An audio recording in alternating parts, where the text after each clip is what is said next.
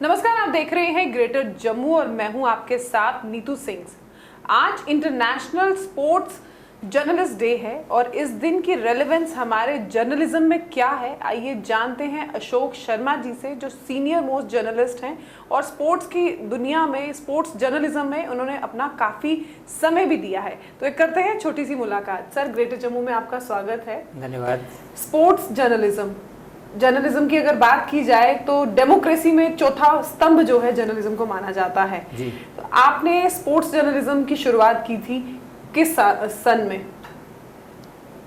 देखिए, मैं कहूँगा कि स्पोर्ट्स जर्नलिज्म जम्मू कश्मीर में बाय एक्सीडेंट है, क्योंकि सभी लोग जो है वो पॉलिटिकल साइड भागते हैं या क्राइम साइड भागते हैं। शुरू में तो क्राइम सभी को दे दिया जाता है। स्पोर्ट्स ऐसा फील्ड है जिसमें हर कोई जाना नहीं चाहता जी। मे बी कि उनको लगता है कि एक ड्राई फील्ड है जहाँ उस तरीके के सोर्सेज नहीं बनते, जहाँ उस तरीके की जो जर्नलिज्म में जिस तरह की चीज़ें जिनको बड़ा हवाई माना जाता है वो स्पोर्ट्स जर्नलिज्म में नहीं दिखती। तो और एक हिसाब से देखा जाए तो ये थोड़ा मतलब टेक्निकल फील्ड है। हर व्यक्ति के लिए स्पोर्ट्स को कवर करना जो है वो पॉसिबल भी नहीं हो पाता जी। थोड़ी सी नॉलेज स्पोर्ट्स की हो तो ही आदमी स्पोर्ट्स के फील्ड में, मतलब इस फील्ड में जाके कुछ कर सकता है या लिख सकता है। क्योंकि आपको पता है जर्नलिज्म में सिखाने वाले कम लोग होते हैं, खींचने वाले ज़्यादा लोग होते हैं। क्योंकि मैंने अपना करियर जो था वो हिमालयन मेल से शुरू किया था, तब वो बाद में इंडियन एक्सप्रेस के साथ अमालगमेट हो गए थे। तो उस समय कोई स्पोर्ट्स लेने को तैयार नहीं था। तो मैं, क्योंकि जो वहाँ ऑनर थे उनको पता था कि मैं स्पोर्ट्स के साथ वैसे ही जुड़ा हुआ हूँ, थोड़ा बहुत स्पोर्ट्स की जानकारी रखता हूँ। नेशनल इंटरनेशनल तो नहीं लगे, इंटर कॉलेज तक लगभग हर चीज़ किसी न किसी गेम में पार्टिसिपेट करते रहे हैं। तो एटलीस्ट मतलब ऑर्गेनाइजेशन को भी पता होता है कि कोई बड़ा ब्लंडर नहीं कर देगा बच्चा। जहाँ पॉइंट लिखना है पॉइंट लिखेगा, जहाँ गोल लिखना है गोल लिखेगा। तो बाकी धीरे धीरे आदमी सीखता जाता है, दुनिया सिखाती भी जाती है। और आज मैं बड़ा खूब मतलब अपने आप को भाग्यशाली मान रहा हूँ कि आज इस दिन को मनाया जा रहा है कि स्पोर्ट्स के प्रमोशन के लिए जिन लोगों ने काम किया है, जो लोग स्पोर्ट्स की दुनिया को समझने लगे हैं। स्पोर्ट्स आज तो आप देख रहे हैं, अभी T20 वर्ल्ड कप फाइनल हुआ जी। तो करोड़ों की संख्या में लोगों ने फाइनल देखा। दैट डजंट मीन कि सभी स्पोर्ट्स पर्सन्स थे, लेकिन स्पोर्ट्स को इतना पॉपुलर कर दिया गया है कि आज कोई भी गेम कहीं भी चल रही होती है तो उसके दर्शक लाखों में होते हैं। तो ये एक अचीवमेंट है और आई थिंक कि ये उन्हीं लोगों की वजह से है जिन्होंने एक समर्पण भाव से स्पोर्ट्स को कवर किया, स्पोर्ट्स को जन जन तक पहुंचाने की कोशिश की। ठीक है ना। हमारे टाइम में जब हम खेलते थे उस समय स्पोर्ट्स की कवरेज करने वाले नहीं मिलते थे। एक आधे पेपर में कहीं कोई खबर, कोई प्रेस रिलीज भेज दी जाती थी तो वो लगा दी जाती थी। लेकिन जिस तरीके से हमारा टाइम आया, जैसे मतलब मैं अब बात कर रहा हूँ 2000 के आसपास की, तो हमारे पेपर में मतलब हिमालयन मेल में एक पेज छपना शुरू हुआ, तो स्टेट टाइम्स में भी बराबर का एक पेज छपना शुरू हुआ। उसके बाद इंडियन एक्सप्रेस में भी एक पेज छपना शुरू हुआ। उसके बाद डेली एक्सेलसियर को भी लगा कि स्पोर्ट्स एक इतनी इम्पॉर्टेंट है कि एक स्पोर्ट्स जर्नलिस्ट वहाँ भी चाहिए, तो वहाँ भी स्पोर्ट्स का एक पेज छपने लगा। मतलब लगभग हर पेपर में स्पोर्ट्स की अहमियत को समझी जाने लगी और वहाँ एक स्पोर्ट्स जर्नलिस्ट जो था वो प्रॉपरली काम करने लगा।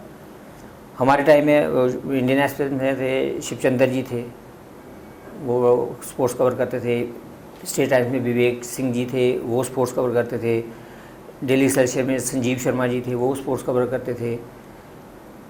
कश्मीर टाइम्स में अनिल कोतवाल जी थे, सीनियर मोस्ट जर्नलिस्ट हैं। वो मतलब एज सच स्पोर्ट्स जर्नलिस्ट नहीं थे लेकिन रणजी प्लेयर थे, तो उनका शौक़ था कि कोई स्पोर्ट्स की कोई भी चीज़ हो तो स्पोर्ट्स एटलीस्ट पब्लिक तक पहुँचे, दुनिया तक पहुँचे। तो वो खुद ही मतलब कभी भी कोई कुछ इंपॉर्टेंट टूर्नामेंट होती तो वो चले जाते थे। उसके बाद जोरावर सिंह जी आए, क्योंकि उनको लगा कि कोतवाल सर क्योंकि सीनियर मोस्ट हैं और भी चीज़ें उनके पास और भी रिस्पॉन्सिबिलिटीज़ हैं, तो जोरावर सिंह जो हैं उनको फुल फ्लैज स्पोर्ट्स रिपोर्टर के तौर पर वहाँ काम करना शुरू कर दिया उन्होंने, हमारे साथ ही जर्नलिज्म किया और उसके साथ वहाँ आ गए।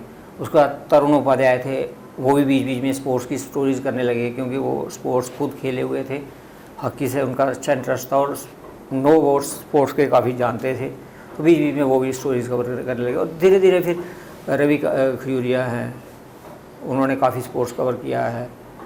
तो ऐसे फिर धीरे धीरे एक परंपरा बन गई कि स्पोर्ट्स की कवरेज होनी चाहिए। लेकिन दुर्भाग्य की बात है कि आज जिस मुकाम पर स्पोर्ट्स पहुंचा था आज वहां से नीचे आ चुका है। ऐसा क्यों मानते हैं सर आप? कुछ लोगों का इंटरेस्ट कम रहा और आज की डेट में मैं मानता हूं कि जो प्रोफेशनलिज्म बहुत ज़्यादा आ गया है, और प्रोफेशनलिज्म नहीं, मैं कहूँगा मनी माइंडेड हो गया लोग। स्पोर्ट्स में आप देखेंगे स्पोर्ट्स की उस तरह की जो पब्लिश ऐड है वो नहीं मिलती, और आज मैक्सिमम ऑर्गेनाइजेशंस वो जो एक्सपेक्ट करती हैं कि भाई अगर हम कवरेज कर रहे हैं तो कम से कम इतना हमें एक ऐड तो मिले। तो वहाँ वो अभी तक वो उस तरह का प्रभाव नहीं बन पाया कि ऐड मिले या कोई उस तरीके से काम हो के ऑर्गेनाइजेशन को भी लगेगा यार इसकी कवरेज होगी तो कम से कम हमें इतनी ऐड तो मिल जाएगी। क्योंकि आपको पता है कि सर्वाइवल जो न्यूज़पेपर्स का है या मीडिया का है वो ऐड पर है, तो मतलब कड़वा सच ही है जी। लेकिन अब ऑर्गेनाइजेशंस ने जब थोड़ा लगा कि उनको कि हमें उस वहाँ से कोई बेनिफिट नहीं मिल रहा है, तो अब मैं देख रहा हूँ कि अपने तौर पे या कंपटीशन को देखते हुए जैसे अमर उजाला या दैनिक जागरण है या डेली एक्सेलसियर या तीसरी जो, तो वो ये देखते हैं कि उनका कोई न्यूज़ मिस ना हो जाए तो उसको कवरेज होती रहती है। हालांकि नेशनल पेपर्स में स्पोर्ट्स कॉरेस्पोंडेंट्स रहते हैं, मैंने तो यहाँ तक देखा था द हिंदू के रिपोर्टर्स जहाँ उनकी कवरेज स्पोर्ट्स की आप देखेंगे तो बेस्ट कवरेज मैं मानता हूँ उनकी।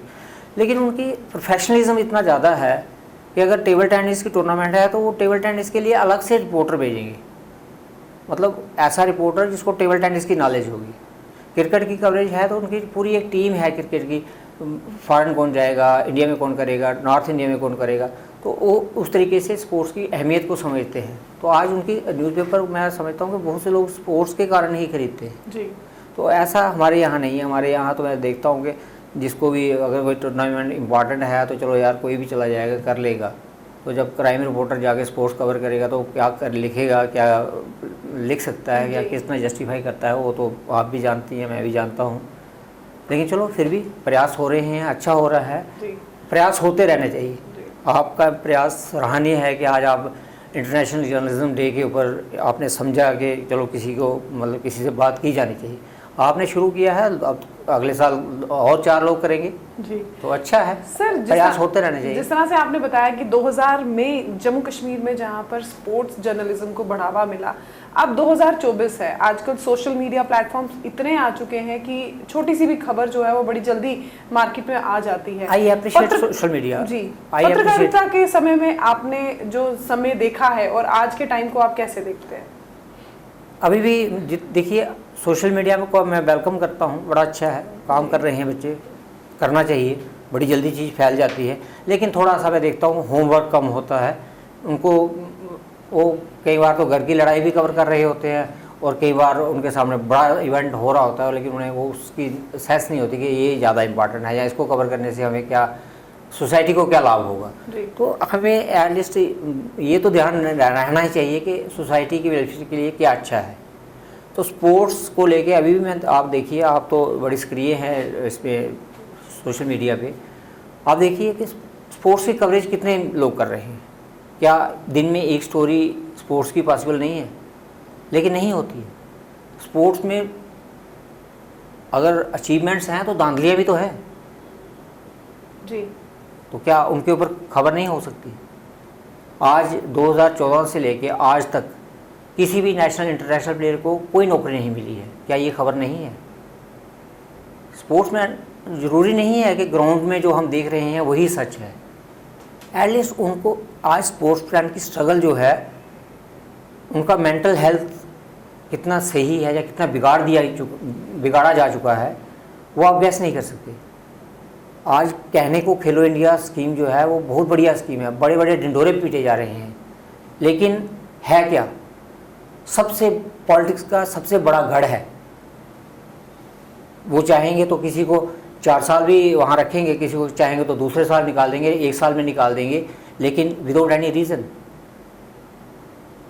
मतलब एक आज मैंने जो 20 साल पहले देखा है स्पोर्ट्स का इंफ्रास्ट्रक्चर, और आज का जब देखता हूँ तो आंखें फटी रह जाती हैं। आज बच्चे बता रहे थे कि आज तो स्टेडियम के मैक्सिमम हॉल्स जो हैं वो एसी हो चुके हैं, और मैंने जो देखा हुआ है वो मतलब सीढ़ियों के ऊपर प्रैक्टिस करते हुए देखा हुआ बच्चों को, सीढ़ियों के ऊपर प्रैक्टिस करके नेशनल इंटरनेशनल मेडल लाए हुए हमारे बच्चों ने। और आज वही बच्चे जिनको बेस्ट फैसिलिटीज़ मिल रही हैं, लेकिन उनको कोचेज़ नहीं हैं। जब कोचेज़ नहीं होंगे तो आप जितना मर्जी इंफ्रास्ट्रक्चर बनाते रहिए। आज मतलब स्टडी करने की बात है कि आप यहाँ 50 गेमें हैं, 50 गेमें SRO में हैं, लेकिन क्या 50 कोचेज़ हैं? फिर आपका जम्मू कश्मीर, वहाँ की भौगोलिक स्थिति, हर जगह की अपनी गेम होती है, वहाँ पॉसिबिलिटीज़ अलग अलग रहती हैं। जितने अच्छे रेसलर आपको हमारे फार फ्लंग एरियाज़ के मिलेंगे वो सिटीज़ के नहीं हो सकते जी। लेकिन क्या वाकई में जहाँ जिस कोच की ज़रूरत है वहाँ हैं कोच? मैक्सिमम कोचेज़ जो हैं वो शहर में रहना चाहते हैं, पूरा जीवन शहर में बिता देते हैं, और कुछ ऐसे भी हैं जो पूरा जीवन जो है फार फ्लंग एरियाज़ में रहते हैं। Result zero. क्या उनकी कोई जवाबदेही नहीं है? मतलब मैं बताऊं आपको, खेलो इंडिया की ही बात कर रहा हूं। खेलो इंडिया में ये बेस्ट एथलीट लेते हैं, मतलब मेडलिस्ट, नेशनल मेडलिस्ट। लेट के कैडेट का एक बच्चा है, उसने मेडल लिया, 1-2 मेडल लिए हैं, तो उसको आप खेलो इंडिया में ले लेते हो। या जूनियर में अगर आपके 2 मेडल लगातार नेशनल में आते हैं तो आप उसको खेलो इंडिया में ले लेते हो। उसके बाद अच्छा मतलब विद इन डेज उसकी जो है वो जूनियर से वो सीनियर में आ जाता है। अब सीनियर में जो बैठे हैं वो भी तो बैठे हुए हैं, तो उनका कंपटीशन बच्चे का जो है कहाँ से कहाँ पहुँच गया। वो उसको आप ये सोचोगे उसी साल उसको सीनियर नेशनल में मेडल मिल जाए या सीनियर नेशनल की उसमें सिलेक्शन हो जाए, वो पॉसिबल नहीं होता। फिर आप उसको on the basis of performance निकाल दोगे, पर इसकी परफॉर्मेंस अच्छी नहीं है। भाई साहब, परफॉर्मेंस किसने देनी थी? आप बेस्ट एथलीट लेके गए हो, परफॉर्मेंस तो आपने देनी है ना। पटियाला से साई सेंटर पटियाला जो है वहाँ से कम 20 बच्चे निकाल दिए गए, और निकाले गए on the basis of performance. और भाई साहब आपको बताएं, वहाँ उन गेम्स के कोचेज़ ही नहीं थे। वहाँ 2-3 साल बच्चे वहाँ रहे, लेकिन वहाँ 3 साल कोचेज़ कोई नहीं मिला उनको। अब बताओ, वो सिस्टम का ख़राबी है, सिस्टम की कमी है, या बच्चे की खराबी है? तो क्या ये चीज़ें हाईलाइट नहीं होनी चाहिए? किसी पेपर में आपने पढ़ा, कहीं देखा आपने कि आज जर्नलिस्ट, मैं इस हक़ में हूँ, ठीक है, स्पोर्ट्स जर्नलिज्म डे आज मनाया जा रहा है, तो ये अप्रिसिएशन है एक जर्नलिस्ट के लिए जी। बड़ी अच्छी बात है कि हम ये दिन मना रहे हैं। लेकिन मैं अपने जर्नलिस्ट साथियों से ये कहूँगा कि थोड़ा सा डिग करिए, देखिए आज स्पोर्ट्समैन को जितने सरकार जो दावे ठोक रही है, क्या वो दावे सच हैं? हम कह देते हैं देखिए जी हमने इतने बड़े जेनसेट लगा दिए हैं, करोड़ों रुपए के जेनसेट्स लगा दिए हैं, क्या उनकी ज़रूरत थी? हम देखते हैं यहाँ स्टेडियम, कभी भी मैं फ्लाईओवर से गुजरता हूँ लाइटें ऑन होती है। एक दिन की भी मेरे को लगता है अगर फ्लाइट लाइट्स जलती रहें तो कम से कम मेरे को लगता है कि 10-20 हज़ार रुपया खर्चा आता होगा जी। वो 10,000 कहीं नहीं है, लेकिन बच्चे ने जब नेशनल टूर्नामेंट कहीं खेलने जाना है, क्या उसकी रिजर्वेशन कराना किसी अथॉरिटी, एसोसिएशन का या काउंसिल का या किसी जिम्मेदार अथॉरिटी का काम नहीं है? उसकी तरफ कोई ध्यान नहीं देगा। एसोसिएशन में हर कोई रहना चाहता है। यूथ सर्विसेज एंड स्पोर्ट्स है, उसके बच्चे मैंने देखे हुए हैं, कल टूर्नामेंट होती है, आज उनको पता चलता है हमने वेस्ट बंगाल जाना है। कैसे जाएंगे? 2 दिन पहले पता चलता है वेस्ट बंगाल जाना है, टिकट्स नहीं हो रही, हफ्ता पहले पता चलता है, जबकि उनका कैलेंडर महीनों पहले निकला होता है, लेकिन टिकट्स लास्ट मोमेंट पे नहीं हुई होती।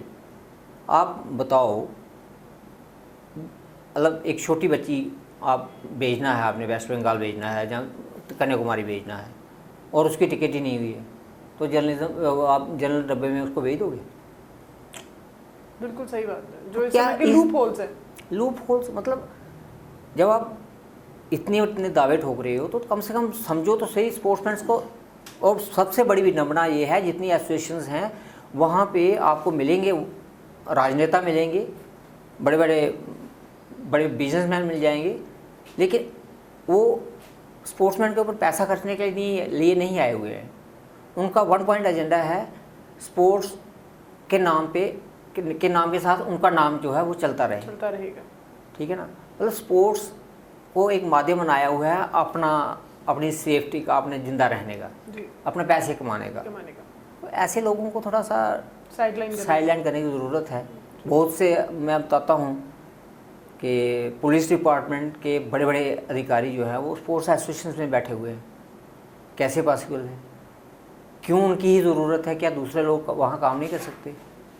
तो ऐसी चीज़ें, बहुत सी चीज़ें हैं। आप स्पोर्ट्स आप देख रहे हो कि पुलिस में सबसे ज़्यादा स्पोर्ट्स पर्सन ऑब्जर्व होते थे, उनको नौकरी मिलती थी, स्पेशल भर्तियाँ होती थी। मैं देख रहा हूँ बड़ी देर से कोई अपॉइंटमेंट नहीं हो रही है।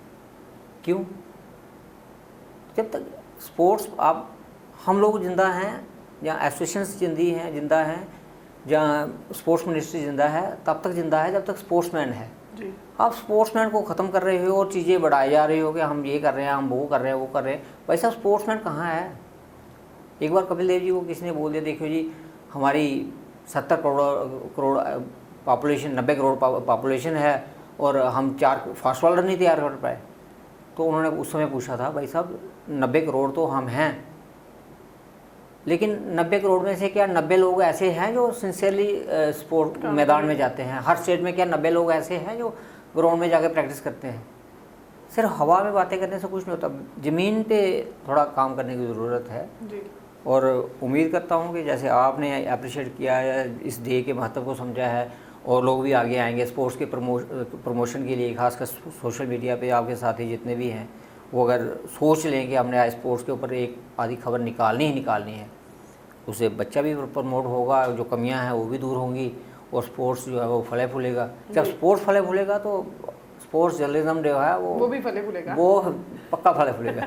सर आखिरी सवाल आपसे, आप स्पोर्ट्स जर्नलिज्म के धुरंधर हैं, सीनियर जर्नलिस्ट हैं। मैं धुरंधर नहीं हूँ, मैंने बोला मैं नहीं हूँ धुरंधर, लेकिन मैंने किया है। अब आप क्योंकि जर्नलिज्म को अच्छे तरीके से जानती हैं, तो अखबार के फील्ड में या न्यूज़ चैनल के फील्ड में कहीं भी कोई भी आदमी जो है उसको एक जगह पे बैठ के गुजारा नहीं हो सकता। उसको लास्ट में अब अगर वहाँ बैठे हुए हैं, डेस्क पे बैठे हुए हैं, और रात के 9 बजे अगर आपको कोई पॉलिटिकल खबर भी आ जाएगी या क्राइम की भी आ जाएगी तो आपको करके जाना है।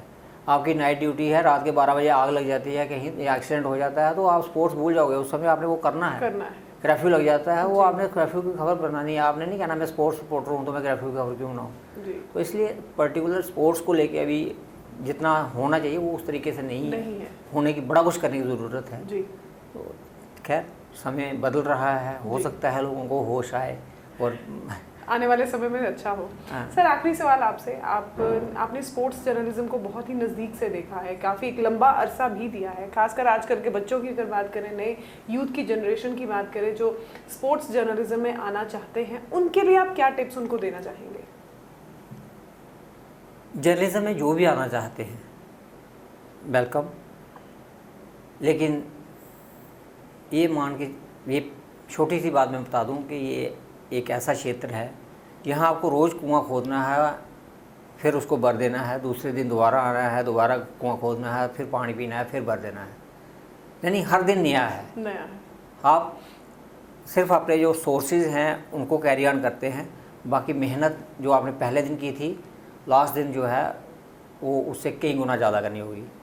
यानी सक्सेसफुल बॉलर वही है जो पहली डिलीवरी उसकी जैसी होती है ना, जिस स्पीड में जिस लय के साथ होती है, वो लास्ट ओवर की लास्ट बॉल भी वैसी होनी चाहिए। तो तभी वो सक्सेसफुल है।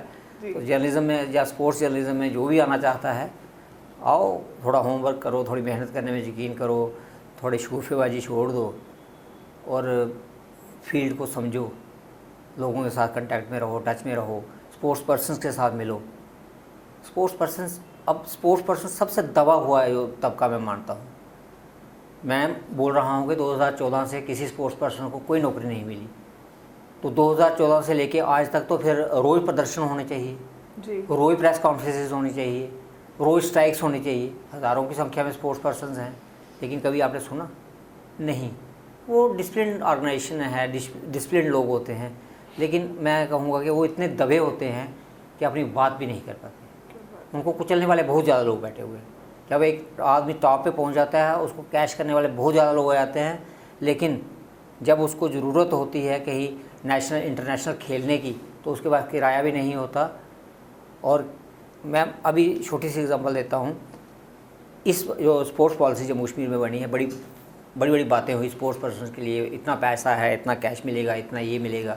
तो उस समय मैंने कहा था कि ये पैसा ठीक वैसा ही है जैसे चिनाब में बाढ़ आया हुआ है और आपने उसके दूसरी तरफ जो है करोड़ों रुपए फेंक दिया हुआ है, और आप ये कह रहे हो कि जाओ बेटा तैर के ले आओ। वो पॉसिबल नहीं है, तो कभी नहीं होगा। तो अभी पिछले दिनों इन्होंने कैश अवार्ड भी दिया। तो कैश अवार्ड दिया किनको? जो नेशनल इंटरनेशनल मेडलिस्ट हैं, और उन लोगों को छोड़ दिया जिन्होंने वो फॉर्म नहीं भरा था। भाई साहब, हो सकता है बच्चा बाहर था, कहीं ड्यूटी पे था, उसको नहीं पता चला, आपके पास लिस्ट है कितने मेडलिस्ट थे, आप सभी को कैश अवार्ड दे देते। लेकिन नहीं, वो औपचारिकताएँ, वो रेड टैपिज्म जो है वो बना रहे। उसके लिए एक स्पेशल विंग होते हैं जो काम करते रहते हैं कि कैसे इनको कुचला जाए, दबाया जाए। भाई साहब, एक प्लेयर को एक टूर्नामेंट खेलने के लिए लाखों रुपए चाहिए होते हैं जी। इंटरनेशनल खेलने के लिए लाखों रुपए चाहिए होते हैं। ये लास्ट मोमेंट तक स्पॉन्सर तक नहीं मिलते। मैं ऐसे बच्चों को जानता हूँ जिनकी कई बार इंटरनेशनल टूर्नामेंट्स में सिलेक्शन हुई है, लेकिन ड्यू टू स्पॉन्सरशिप नहीं होने के कारण वो नहीं जा पाए। तो आप बताओ, एक बच्चा जिसने पूरा जीवन दे दिया, वो उस मुकाम पे आया, उस मंजिल तक पहुंचने के काबिल हुआ कि वो जाके कहीं परफॉर्म कर पाए, लेकिन एट द लास्ट मोमेंट उसको बता दिया गया कि हम तो पैसा ही नहीं दे सकते। अब बताओ, इससे बड़ी विडम्बना और क्या हो सकती है? तो ये चीज़ें छोटी छोटी जो है, जब तक ठीक नहीं होती, ना स्पोर्ट्स का भला हो सकता है, ना स्पोर्ट्स जर्नलिज्म का भला हो सकता है, और ना ही हम स्पोर्ट्स का कोई फ्यूचर सिक्योर मान सकते हैं। शुक्रिया सर, ग्रेट जम्मू के साथ इतनी सारी बातचीत करने के लिए। तो ये थे हमारे साथ अशोक शर्मा, जो सीनियर जर्नलिस्ट हैं स्पोर्ट्स जर्नलिज्म में। इन्होंने एक लंबा अरसा दिया है, 2020 में शुरुआत, 2000 में शुरुआत हुई और अब 2024 है।